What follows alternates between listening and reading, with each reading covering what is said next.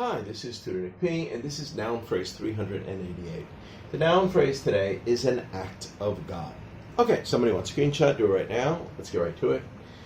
We got two meanings and two uses. Here's the first one.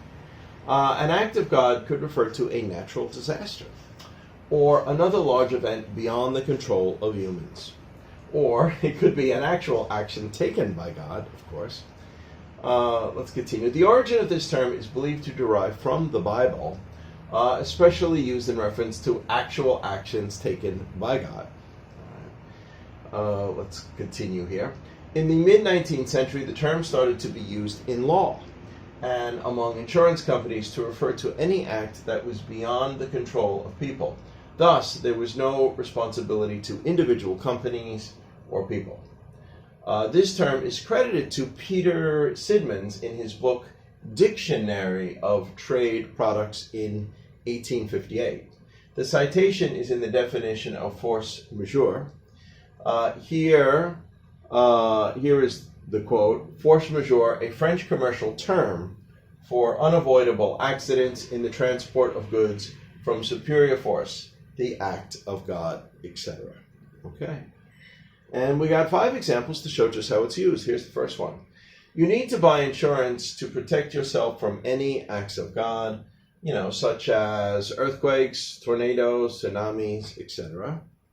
Or number 2, he says we wouldn't miss it for the world. An act of God couldn't stop him from coming. Yeah, I myself wouldn't say this because I don't like to say an act of God wouldn't stop somebody from doing something, because it's almost like daring fate.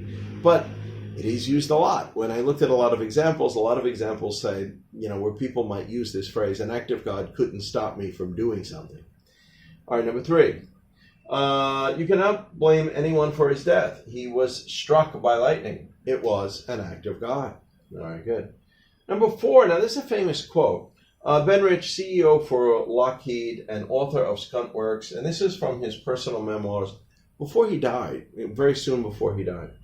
Lockheed or Lockheed Martin, I think that's a company that made parts for like NASA and stuff. So he knows a lot about space and he knows a lot about NASA.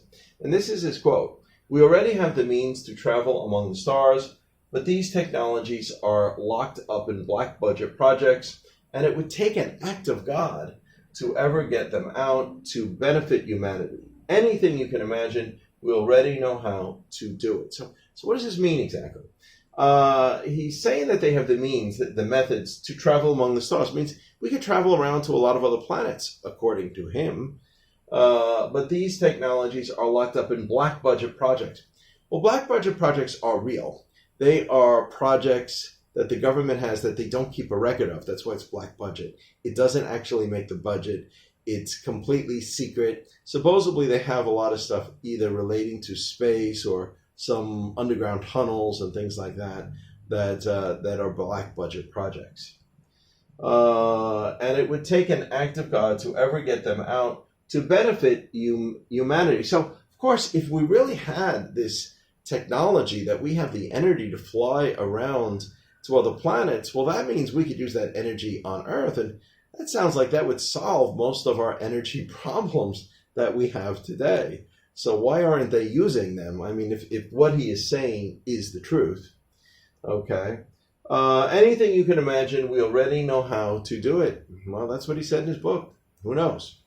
All right, and the last one here, number 5. Some people say the lightning strike right at the tip of St. Peter's Basilica at the Vatican, just hours after Pope Benedict retired, was an act of God. Well, it was if it wasn't an act of God, it was an awful coincidence.